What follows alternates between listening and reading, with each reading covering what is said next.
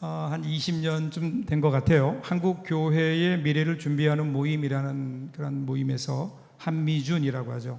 코리아 갤럽에 의뢰해서 한국인들의 종교의식 조사를 한 적이 있어요. 관심이 있어서 그 결과를 좀 봤는데, 그 조사에서 이런 질문이 있어요. 천국을 믿는가? 먼저 기독교인들에게 물었어요. 천국을 믿느냐? 영원한 내세의 천국을 믿느냐라는 거죠. 그냥 이 땅에서 있는 상징적인, 이 땅에서 우리가 누리는 그런 천국 말고 정말 내세의 천국이 있음을 믿느냐.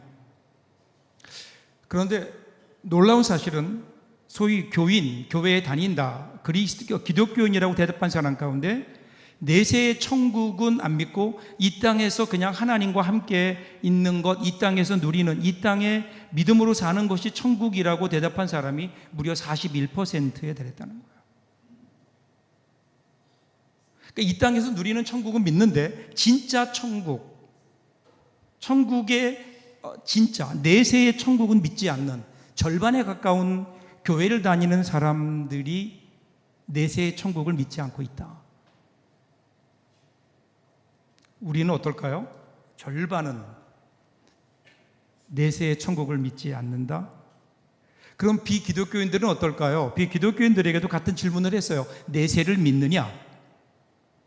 그랬더니 믿는다고 대답한 사람이 33.9%. 그러니까 믿는 사람이나 믿지 않는 사람이나 내세에 대해서 큰 차이가 그다지 많지 않다는 거예요. 한마디로 오늘 이 시대를 살아가는 한국인들은 내세나 천국에 대해서 별 관심이 없다는 겁니다.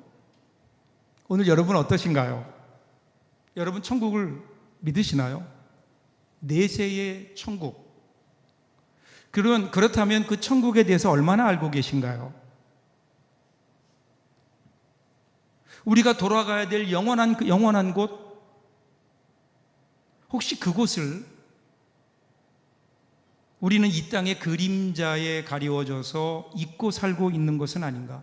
만약에 오늘 우리가 예수를 믿는다고 하는데 천국에 대한 소망이 없다, 그러면 오늘 도대체 우리는 뭘 믿는 걸까요?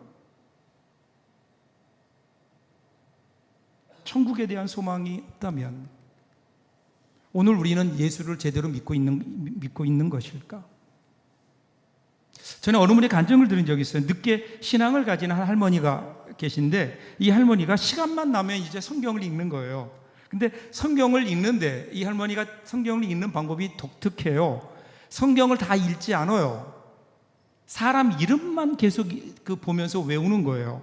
그러니까 옆에 있던 손자가 궁금해서 물었대요. 할머니는 성경을 읽을 때 왜 사람 이름만 보고 사람 이름만 외워요? 그랬더니 그 할머니가 아주 명쾌하게 대답했다 그래요.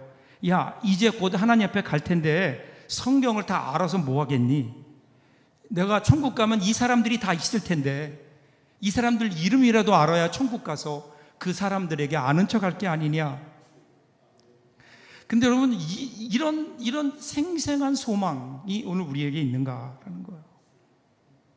언제부턴지 천국, 영원한 하나님의 나라는 우리의 신앙의 우선순위에서 뒤로 밀려나 있는 것은 아닐까?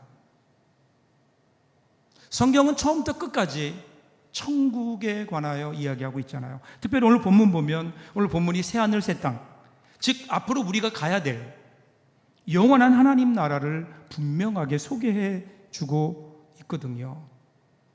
자, 오늘 22절 볼까요? 22절 같이 한번 읽겠습니다. 22절 같이 읽어요. 성 안에서 내가 성전을 보지 못하였으니 이는 주 하나님 곧 전능하신 이와 및 어린 양이 그 성전이심이라. 지금 사도 요한은요, 그 새하늘 새 땅을 보는 거예요. 그리고 그 안에 있었던 일들을 쫙 설명하면서 오늘 이제 22절에 접어들면서 뭐라고 얘기하는가 하면, 천상의 새 예루살렘 그 찬란한 도성 안에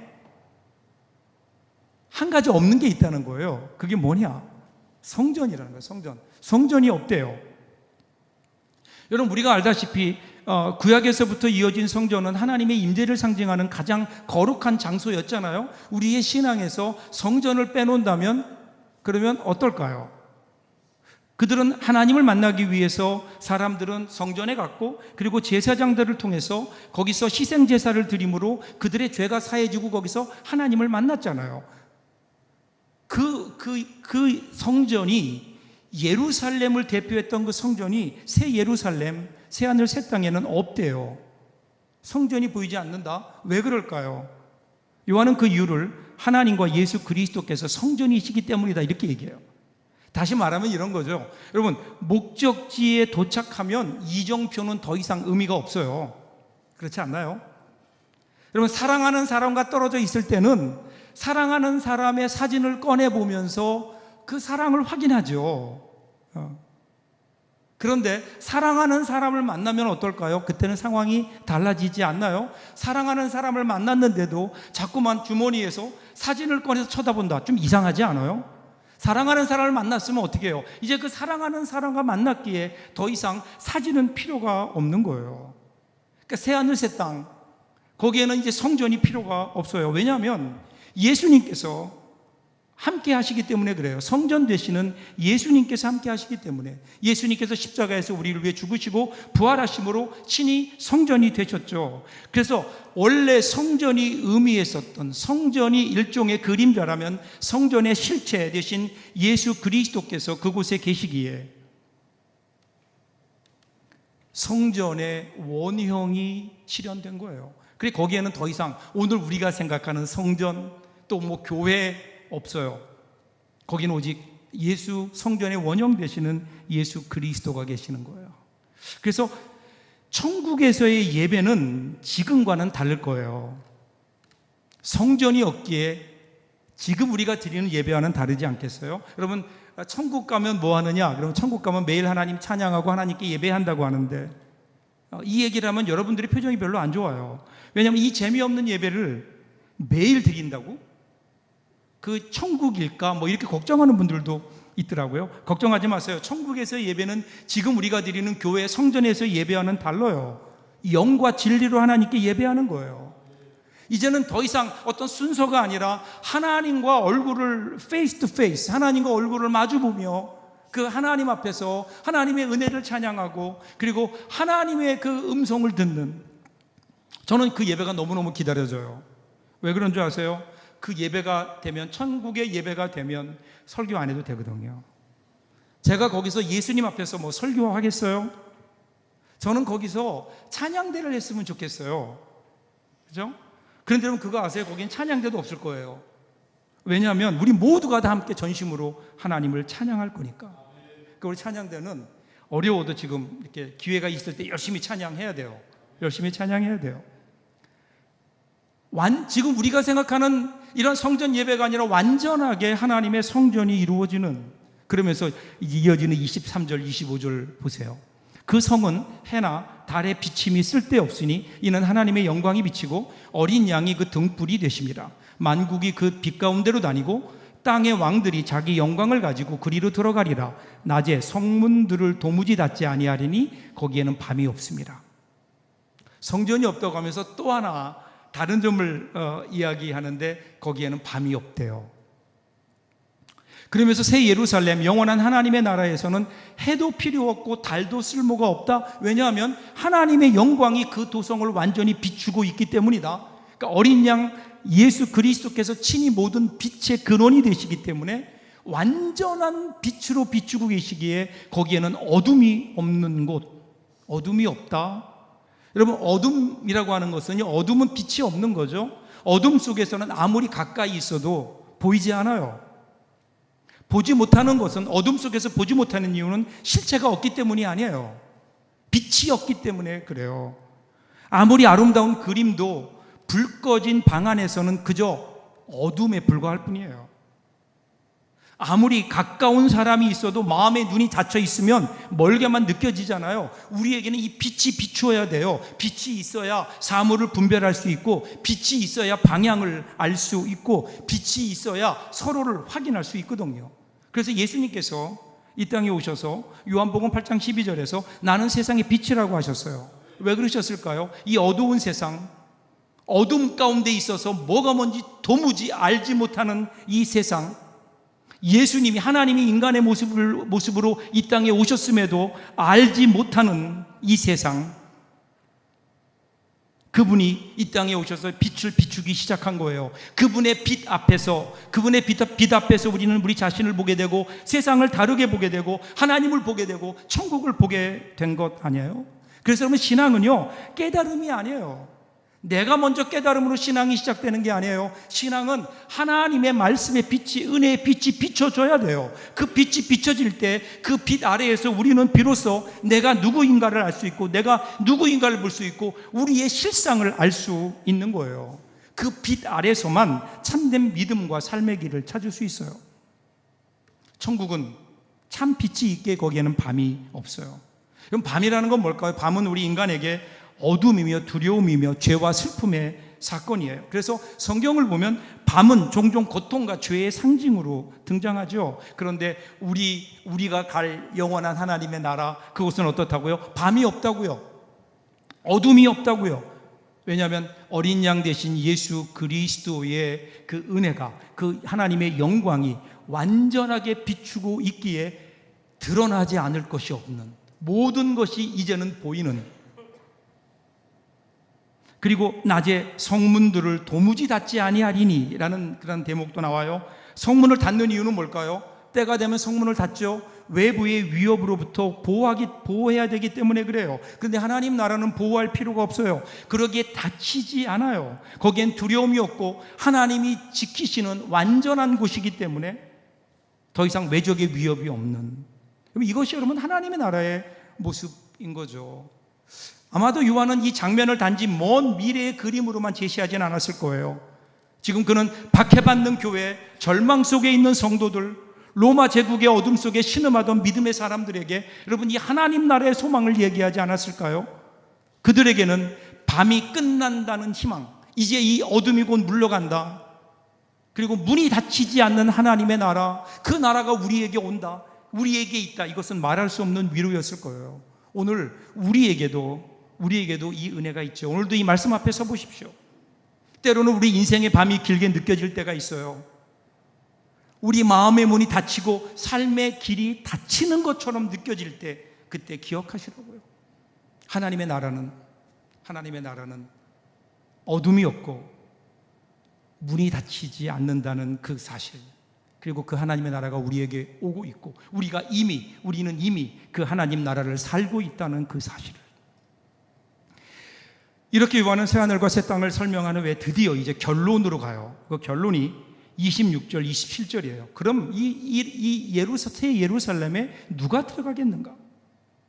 26절, 27절인데 같이 한번 읽어볼까요? 사람들이 만국의 영광과 존귀를 가지고 그리로 들어가겠고, 무엇이든지 속된 것이나 가증한 일 또는 거짓말하는 자는 결코 그리로 들어가지 못하되 오직 어린 양의 생명책에 기록된 자들만 들어가리라. 여기 보세요. 여기 보면 만국의 영광이라고 얘기해요. 만국의 영광과 존귀를 가지고, 여기 만국의 영광은 각 민족과 개인이 하나님께 드릴 수 있는 삶의 결과물을 말해요. 즉 구속받은 성도들이 이 땅에서 믿음으로 살아내며 맺은 거룩한 열매들이 만국의 영광이에요. 존귀는 뭘까요? 존귀는 하나님 보시기에 값지고 귀중한 삶의 태도나 성품 혹은 그 결과물이에요. 그러니까 여러분, 우리가 이 땅을 살잖아요. 이 땅을 살아가는데 이 땅을 살면서 우리는 무엇을 위해 살아가고 있는가? 하나님 나라에 들어갈 준비를 하는 거예요. 그러니까 우리가 살아가면서 우리 삶에서 나온 거룩한 열매, 그리고 신실한 흔적들은 이 땅에서만을 위한 것이 아니라 영원한 하나님 나라에 드려질 예물이 된다는 거예요. 오늘 이 땅에 우리의 삶의 결과가 하나님 앞에 드려지는 우리의 예물이라는 거예요. 구체적으로 어떤 걸까요? 먼저 오늘 성경은 이렇게 설명해요. 아닌 것, 하나님 앞에 가지고 갈 수 없는 것, 하나님께 들어갈 수 없는 것, 하나님의 영광과 존귀가 아닌 것, 세 가지를 얘기하는데요. 속된 것, 이렇게 속된 것이란 거룩함을 잃어버린 세속적인 삶이에요. 두 번째, 가증한 일이란 하나님의 눈에 죄로 여겨지는 행위들, 대표적인 것이 우상숭배예요. 거짓말하는 자, 진리를 외면하고 자기 욕심을 따르는 자, 이러한 사람들은 결코 하나님 나라에 들어갈 수 없다. 이런 삶의 열매를 가지고는 하늘나라에 들어갈 수 없다, 이렇게 얘기하는 거예요. 분명한 하나님의 선언이에요. 자, 그러면 여기서 우리에게 이런 질문이 생기죠. 그러면 과연 나는 자격이 있는가? 내 삶이 그 책에 기록될 만큼 나는 가증한 일, 속된 것, 거짓말하는 일이 나에게 없는가? 나는 그만큼 거룩하고 깨끗하게 살았는가? 이에 대한 우리의 솔직한 대답은 뭘까요? 아니에요. 그렇게 나는 거룩하게 하나님 앞에 당당히 설 수 있을 정도로 나는 거룩하게, 그리고 구별되게 깨끗한 삶을 살지 못했다고요. 우리에게는 자격이 없어요. 자, 그럼 이제 어떻게 될까요? 자, 바로 그때 어린 양의 생명책이 말하기 시작합니다. 요한계시록 13장 8절도 보세요. 죽임을 당한 어린 양의 생명책에 창세 이후로 이름이 기록되지 못하고 이 땅에 사는 자들은 다 그 짐승에게 경배하리라. 자, 생명책에 기록된 자가 누구예요? 창세 이후로 이름이 기록되지 않았다. 여러분, 이것을 기록한 시점이 어디라고요? 창세 이전이라고요. 창세 이전. 창세 이전이란 말은 뭘까요? 이미 하나님의 경륜 가운데 하나님께서 구원하시기로 작정한 사람이라는 거예요. 그러게 이 표현은 뭐냐면요, 하나님의 예정과 하나님의 선택이에요.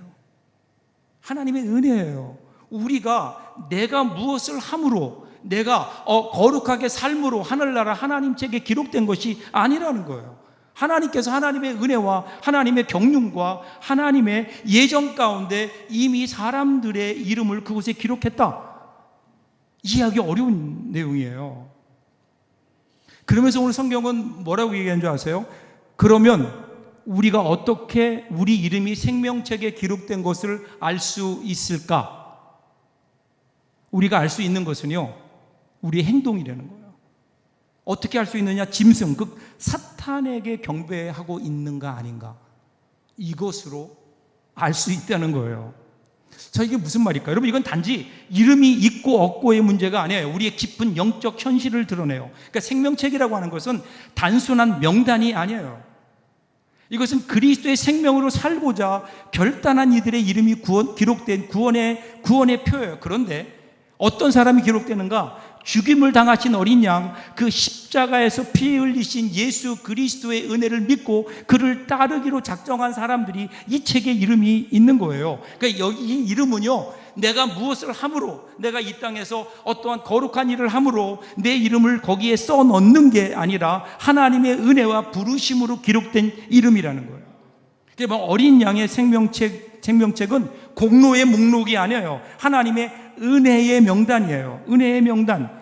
그리스도의 피로 인해서 덧입혀진 이름, 하나님의 자비로 새겨진 이름이에요. 그 이름은 어떤 죄로도 지워지지 않고 어떤 실수로도 흔들리지 않는 그리스도의 십자가가 보증하고 성령이 인치셨으며 하나님의 손이 지키시는 이름이에요. 그래서 오늘 성경은 우리에게 무엇을 얘기하나요? 성경이 얘기하는 것은요, 오늘 너희가 그러기에 하나님 나라의 생명책에 너희의 이름이 기록되기 위해서 오늘 너희들 이렇게 살아야 된다가 아니에요. 너희는 이미 하나님의 나라 생명책에 이름이 기록되어 있다는 거예요. 그러기에 너희는 거기에 합당한 삶을 살아야 되지 않겠느냐? 오늘 성경 우리에게 그렇게 얘기해요. 그리고 우리는 우리의 이름이 어디에 기록되어 있는가를 늘 기억해야 돼요.